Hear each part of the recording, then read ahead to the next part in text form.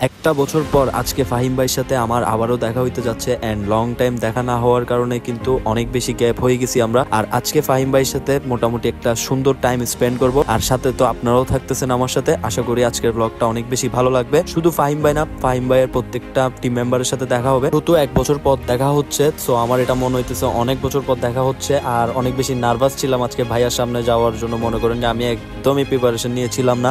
So আজকের ব্লগটা অনেক বেশি স্পেশাল হবে, যেহেতু আমাদের সবারই আইডল, স্ট্যান্ডার্ডদের আইডল। ওকে চলেন এবার বেশি কথা আর না বাড়াই, এবার আপনাদেরকে সাথে নিয়ে আজকের ব্লগটা কই থেকে কি হয়েছে না হয়েছে সবকিছু শেয়ার করা যাক। আর আজকে ভাই অনেক বেশি নার্ভাস ছিলাম, অনেক বেশি। সো চলেন আজকের ব্লগটা এখান থেকেই শুরু করি।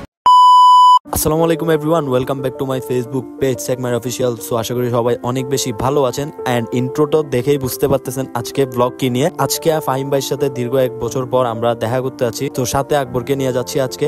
আর আজকে যেহেতু ফ্রাইডে ছিল, নামাজ কালাম শেষ করেই মাত্র আমরা বের হয়ে পড়ছি ফাহিম ভাইয়ের সাথে দেখা করার জন্য। আর মেনলি আজকে আমাদের যাওয়ার কথা হচ্ছে হালি শহরে। এন্ড আমি যেতে যেতে ভাইয়া কিন্তু বের হয়ে গেছে, নক দিয়ে বললো যে আমরা জামাল খান আসতেছি কাচ্চিরানে, ওইখানে চলাই। দেন এরপর আমি আর আকবর তো সুন্দর করে আস্তে আস্তে করে চলে গেলাম হচ্ছে জামাল খান কাচ্চিরাইনের সামনে। এখানে এসেই মাত্র আমি আমার বাইকের ঘাল লকটা করতে পারতেছিলাম না, যেহেতু বাইক নিয়ে বৃষ্টিতে অনেক ভিজে ভিজে রাইড করছিলাম। দেন এরপর কষ্ট করে আমি ঘাটটা লক করে কাচ্চিরাইনের উপরে চলে যাচ্ছি। আর ভাইয়ারা ওইখানে লাঞ্চ করতে অলরেডি বসে গেছে, আর ওইখানে আমরাও লাঞ্চ করার কথা ছিল, যেহেতু আমরা খেয়ে আসছি। দেন আমি আর একবার এক সাইডে বসে বসে ওয়েট করতেছিলাম।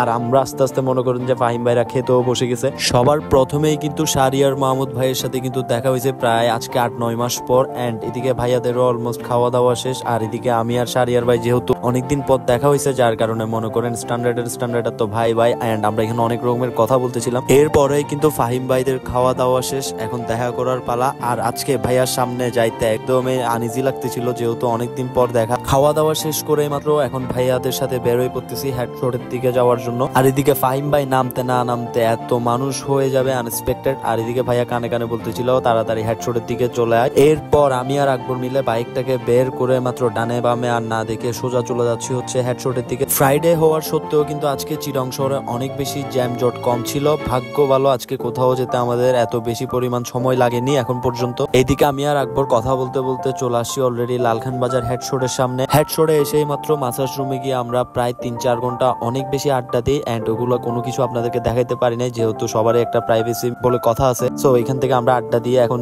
ফাহিম ভাই চলে যাবে হচ্ছে পতেঙ্গার দিকে। আমরা আড্ডা দিতে দিতে এইদিকে সাগর ভাই এন্ড জনি ভাই ওরা হেয়ার কাটটা পর্যন্ত চেঞ্জ করে ফেলে। এন্ড এত সময় দিয়ে কিন্তু ওরা হেয়ার কাট সেটিং করতেছিল। আর এদিকে ফাহিম ভাইয়েরও ভালোবাসার মানুষজন সবাই এসে পড়ছে এন্ড ভাইয়ের সাথে ছবি তুলতেছিল সবাই। এইদিকে সাগর ভাইয়ের সাথে কথা বলতেছিলাম, যেহেতু অনেকদিন পর দেখা, কি অবস্থা না অবস্থা জিজ্ঞেস করতেছিলাম, যেহেতু এতক্ষণ কথা বলতে পারিনি। তো এখন ফাহিম ভাই চলে যাবে হচ্ছে পতেঙ্গার দিকে, যেহেতু আমরা সহ যাওয়ার কথা ছিল, বাট আমাদের যে কোনো একটা কাজের কারণে আমরা যাইতে পারিনি।